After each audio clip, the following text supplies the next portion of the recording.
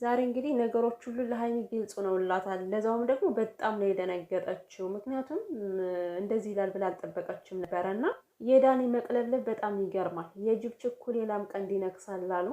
ዳኒ በሳምንት ያወቃትን ልጅ አፈቅራለሁ ብሎ ይሟዘዛል።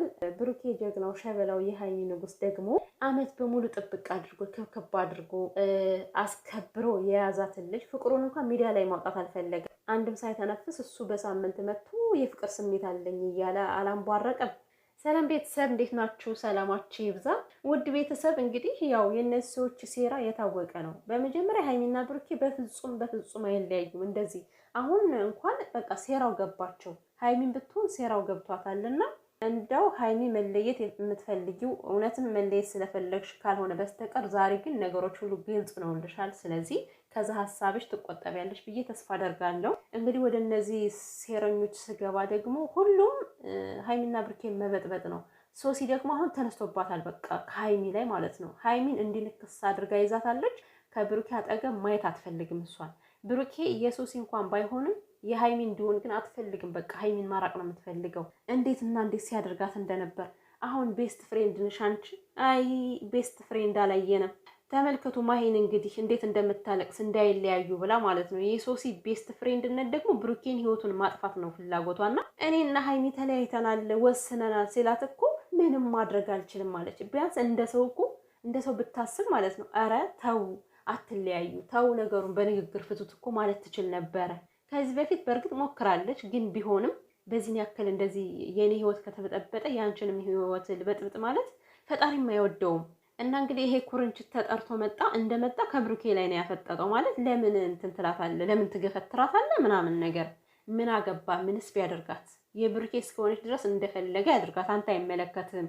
ሲጀመር እኮ ዳኒ ማለት ክብር የለውም ውዶችዬ።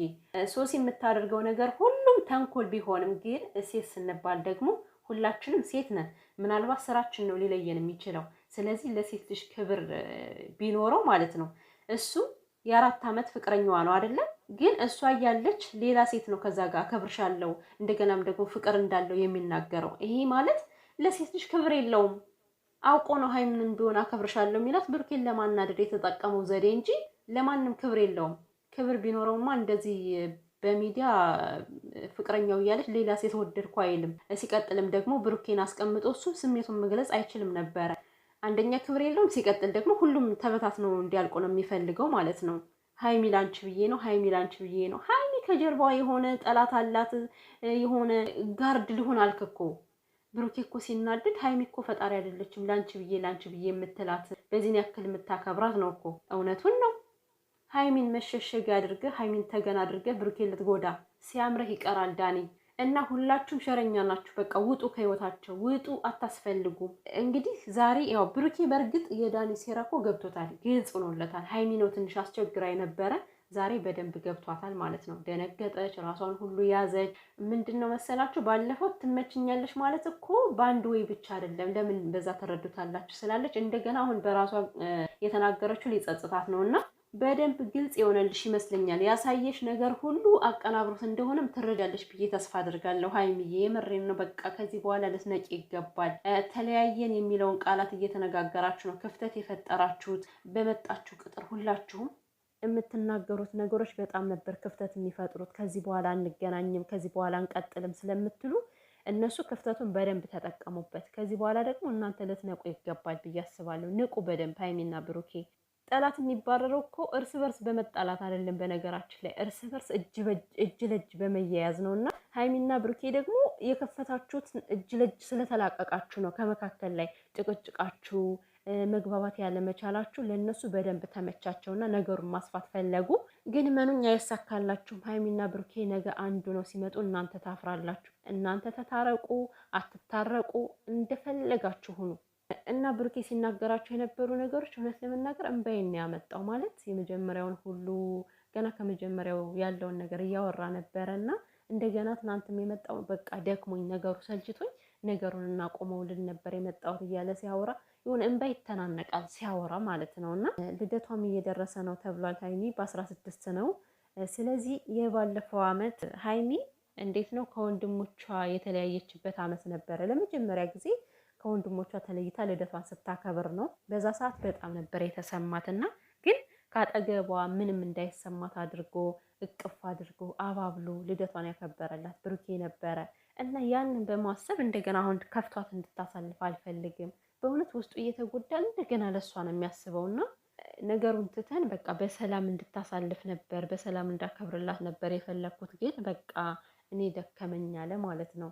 አይዞን ብሩኬ፣ እርግጠኛ ነኝ ዛሬ የወሰነው ነገር ቢኖርም በዛሬው ዕለት ግን ነገሩን ወደኋላ ይሰባዋል ብዬ አስባለሁ።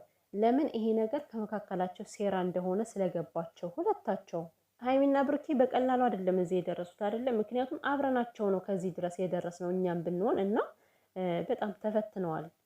ፍቅራቸው ገንዘብ ተከፍሎ ሊበታተን ነበረ። ታዲያ ያን ሁሉ መሰናከል አልፎ አሁን በትንሽ ነገር ለዛውም እንደዚህ ተንኮል በተሞላባቸው ሰዎች ምክንያት እንለያያለን ማለት በጣም ነው የሚከብደው። ምንም ምክንያታዊ አይደለም ሀይሚዬ። በቃ ነገሩን እዚህ ጋር አንደርስታንድ ልታደርግ ይገባል ማለት ነው። አሁን ምንድን ነው የሚለው በልክ የመጣ ፍቅር ደግሞ ከባድ ነው። በእርግጥ እኔ ዳኒ እውነት አፍቅሯት አይመስለኝም ውዶቼ። በቃ እልክ ነው እልክ። ከብሩኬ ጋር እልክ ተጋባ። ከዛ ደግሞ ሶሲ ደግሞ ከሀይሚ ጋር እልክ ተጋብተዋልና በልክ ሲሆን ደግሞ ጉዳተኛ የሚሆኑት ሀይሚና ብሩኬ ናቸው። ስለዚህ ምንድን ነው ያለው በስልክ ማለት ተገናንተን ብነግርሽ ደስ ይለኛል ሀይሚዬ እያለ ነበረና ኧረ የሚያናግር ያናግር። አንተ ምንም የምትነግራት ነገር አይኖርም። ሀይሚ ደግሞ አሁን ጎበዝ ከሆንሽ እንኳን አይደለም በአካል ይሄን ልጅ ማግኘት በስልክ ራሱ ልታገኙ የማይገባ በጣም መጥፎ ሰው ነው ሀይሚ። ለአንቺ በፍጹም የማይጠቅም ሰው ነው እና ስልክም ቢሆን ልታናግረው አይገባም። እንደውም ከአሁን ገብተሽ ስራሽ የሚሆነው እርግጠኛ ነኝ እሱን ከስልክሽ ማጥፋት ነው፣ ከእያንዳንዱ ሶሻል ሚዲያዎችሽ ማጥፋት ነው ብዬ ነው የማስበው። አንቺና ብሩኬ በጣም ብዙ እቅድ ብዙ አላማ ያላችሁ ሰዎች ናችሁ። ስለዚህ አላማችሁን አስቡ። ከዚህ በፊት የተነጋገራችሁትን ቃል የተገባባችሁትን አስቡት እስኪ። ለማን ደስ ይበለው ብላችሁ ነው? ውስጣችሁ ላይ እኮ ፍቅር አለ የምር። ዛሬ እንግዲህ አይሚኑ እዩዋት እስኪ የሆነ ሰላማዊ ሰው ሆና ምናምን አለ አይደል? ነገሮችን በሰላም ነው የምታወራ ምንም እንኳን ለመለየት ብትመጣም ማለት ነው። እና ውስጡ ሰው እየተነፋፈቀ እንትና እናንተ ይሄ ገና ስትመጣ ማለት ነው እንደዚህ እጇን ዛርጋ አደረገች እንደ ድሮ ልታቅፈው። አይ በፈጣሪ ስም እንደው ፈጣሪ ጣልቃ ገብቶ እነዚህ ልጆች አንድ ያደርግልን እግዚአብሔር። እኔስ በቃ እንደዛ ሲሆኑ ይሁን ባርባር ይለኛል ሆዴንና፣ ግን ሁላችንም እንደማይለያዩ ተስፋ እናደርጋለን። ደግሞ አይለያዩም እንጂ አይለያዩም በፍጹም ማለት ነው። ከሀይሚና ከብሩኬ መካከል የብዙ ሰዎች ህይወት ተዋህዷል ነው የሚባለው። ከእነሱ ህይወት ጋር ተዋህዷል። በጣም ብዙ ሰው እያለቀሰባቸው ነው እና ይሄ ሁሉ ሰው እያለቀሰ እንደዚህ ይሄን ሁሉ እንባ ገፍተው ቢለያዩም ራሱ ጥሩ ነገር አይገጥማቸውም እና በእርግጥ ህይወታቸውን የሚኖሩት እነሱ ናቸው። ነገር ግን ይሄ ሁሉ ሰው ደግሞ የሚያለቅስላቸው በፍቅር ነው ማለት ፍቅራቸውን በዛን ያክል ነው የሚወድ